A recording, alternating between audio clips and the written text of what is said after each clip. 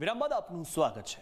આજના ફાસ્ટફૂડના જમાનામાં યુવાનોને પિઝા અને બર્ગરનો સ્વાદ વધારે પડતો તેઓ માનતા હોય છે, ત્યારે વલસાડ જિલ્લામાં શિયાળાની મોસમમાં આરોગ્યપ્રદ ઉંબાડિયુંને લોકો આકર્ષી રહ્યા છે અને વલસાડ જિલ્લાના વચ્ચેથી પસાર થતા હાઈવે પર સ્વાદ રસિકો હાલ ઉંબાડિયાની મજા માણી રહ્યા છે। આ ઉંબાડિયામાં 3 પ્રકારની પાપડી વપરાય છે, તેમજ બટાકા, રતાળુ અને શક્કરિયા જેવા કંદ વપરાય છે।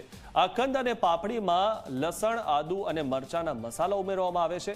આ કંદ અને પાપડીને એક માટલામાં નાખવામાં આવે છે, જેની પર જંગલમાં જોવા મળતી કલહાર અને કંબોઈ નામની વનસ્પતિના પાન મૂકવામાં આવે છે। માટલામાં 40 મિનિટના સમય માટે ભાઠામાં શેકવામાં આવે છે અને આ રીતે કુદરતી અને પ્રાચીન પદ્ધતિથી ઉંબાડિયું બનાવવામાં આવે છે।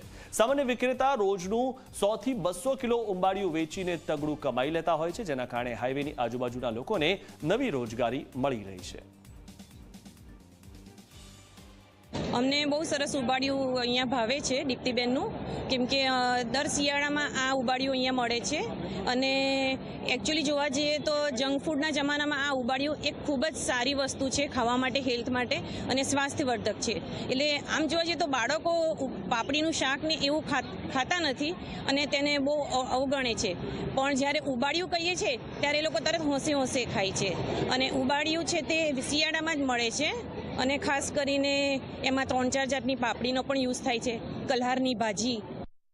અમે લોકો અહીંયા ફ્રેન્ડ સર્કલ સાથે આજે દીપ્તિબેનનું જે વલસાડ જિલ્લાનું ફેમસ ઉંબાડિયું મળે છે ત્યાં અમે લોકો ઉંબાડિયું ખાવા માટે આવ્યા છે। અને બીજું કે સામાન્ય રીતે આ ઉંબાડિયું શિયાળામાં જ મળે છે અહીંયા, અને શિયાળામાં જે પેલી 4 પ્રકારની પાપડીઓ આવે છે એ આપણને આખું વરસ જોવા નથી મળતી, અને આપણે વરસ દરમિયાન ઘરે જે પાપડીનું શાક બનાવીએ છીએ એના કરતાં આ જે પદ્ધતિથી ઉંબાડિયું બનાવવામાં આવે છે એ આરોગ્યવર્ધક હોય છે અને આખું વરસ એનાથી આપણી હેલ્થ પણ સારી રહે છે।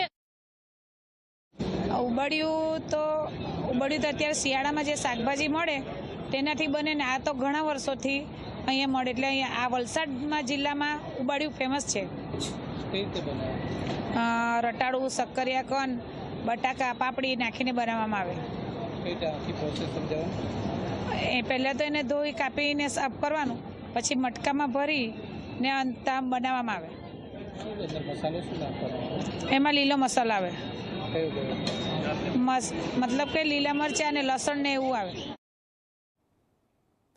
તો સમાચારોમાં અત્યારે